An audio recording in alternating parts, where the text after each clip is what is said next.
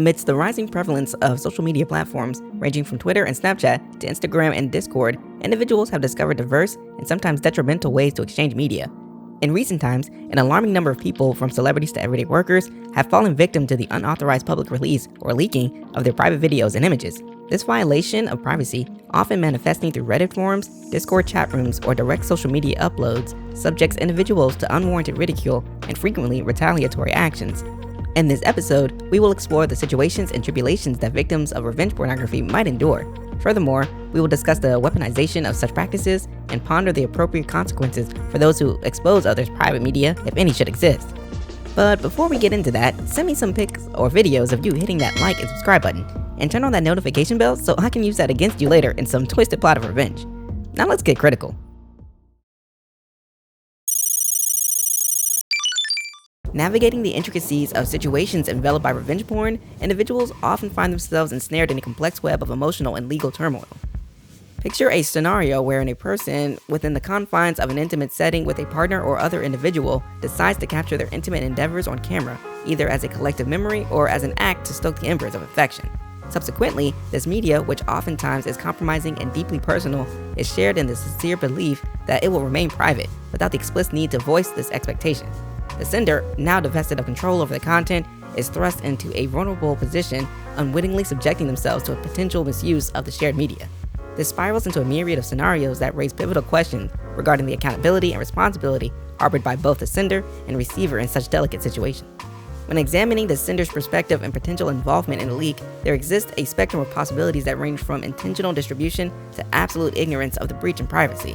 In some instances, senders might strategically disseminate content, subtly wielding the veil of privacy violation as a tool to amplify a situation. Contrarily, in numerous cases, senders remain blissfully unaware of the unauthorized sharing of their intimate content, especially if it circulates within closed and private circles, such as an exclusive group chat among friends.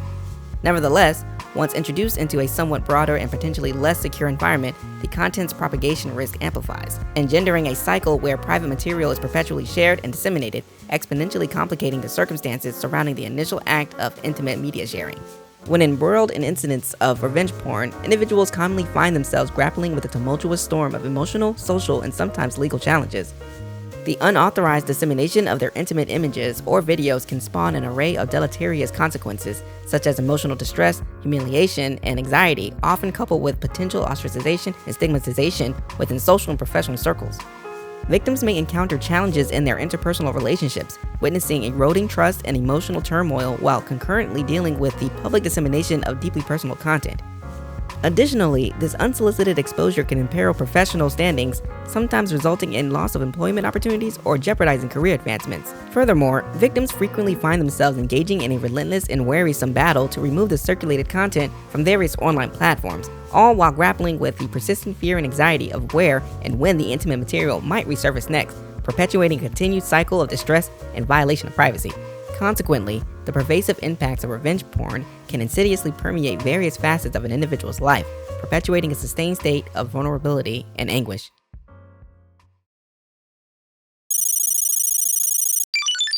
Forums, chat rooms, and text groups have evolved into epicenters for weaponizing and mocking private content.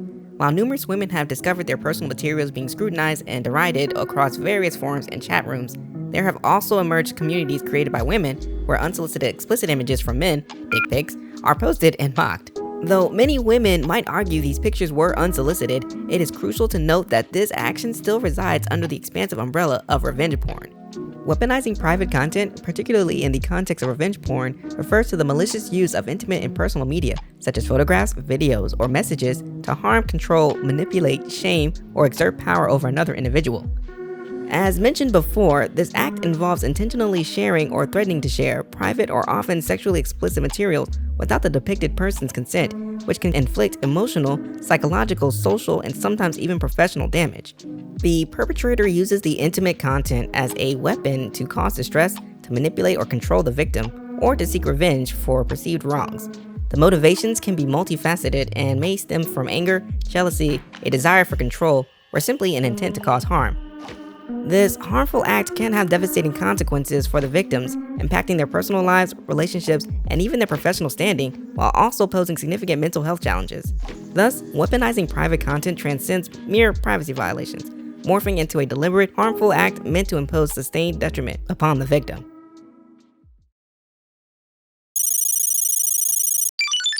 Please keep in mind that the information provided does not constitute legal advice, but merely serves as informational content for your consideration and use. If you've been a victim of revenge pornography or image-based sexual abuse within the United States, your available legal protections are notably contingent on your state of residence due to the absence of a comprehensive federal revenge pornography law. Although the SHIELD, Stopping Harmful Image Exploitation and Limiting Distribution Act, was introduced by then-Senator Kamala Harris in 2019, aiming to criminalize the dissemination of intimate images without the consent of the individual depicted, a universal federal statute is yet to be established, despite President Biden's express commitment to initiating a federal bill addressing online abuse. Up until recently, 48 states, along with the District of Columbia, have enacted anti-revenge pornography laws, forming a varied mosaic of legislations, with each state extending different degrees of legal protection. The laws in place predominantly fall under criminal jurisprudence, prohibiting the distribution of non-consensual pornography, albeit with disparate protections and penalties across states. For instance, the categorization of non-consensual pornography offenses varies, with Connecticut treating it as a misdemeanor and New Hampshire as a felony, a crucial differentiation due to the severity and implications of felony charges, which often entail sterner penalties like prolonged incarceration or elevated fines, and an increased likelihood of police facilitating extradition across state boundaries for offenses. In numerous states and various countries, distributing an image of an individual engaged in a sexual act or displaying intimate parts without their consent is unlawful. However, this comes with stipulations, which may include, but are not limited to, the person being recognizable either from the image directly or from information associated with the image, the disseminator of the image knowing or having reasonable grounds to know that the person depicted did not authorize its distribution, and the image being acquired or produced in circumstances where the disseminator knows or reasonably should know that the depicted individual had a reasonable expectation of privacy. Numerous revenge pornography laws categorize revenge pornography as a type of harassment, strictly addressing situations where images are disseminated with the intent to cause harm to the depicted individual. This legislative framework omits a variety of key motivations that drive individuals to partake in image-based sexual abuse, such as engaging in the act for amusement, to boast among peers for financial gain, or to attain sexual gratification. Regardless of the underlying motive for sharing intimate images without consent, the inflicted impact on the victim remains consistent: a breach of privacy and ensuing public embarrassment.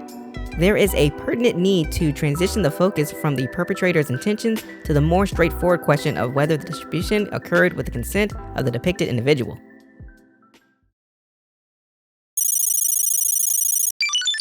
Effective legislation against image-based sexual abuse or revenge pornography necessitates robust backing through actionable measures, comprehensive education, and tangible support for victims.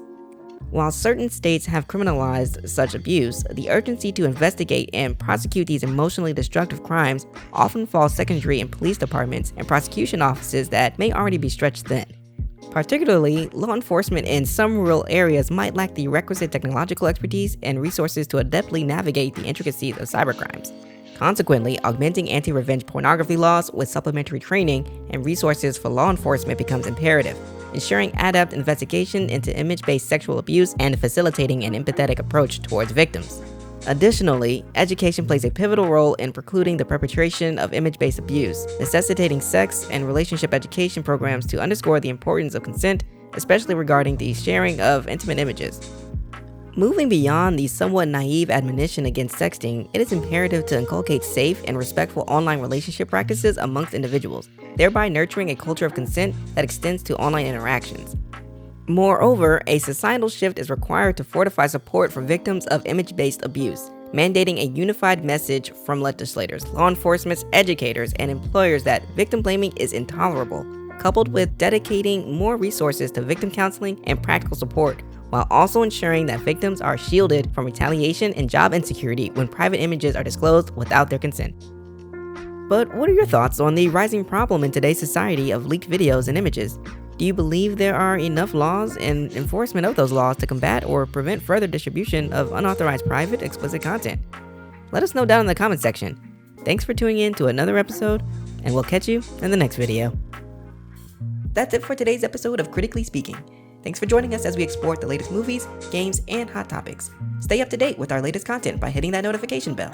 And if you enjoyed the show, be sure to like, subscribe, and leave a comment below. And as always, stay critical.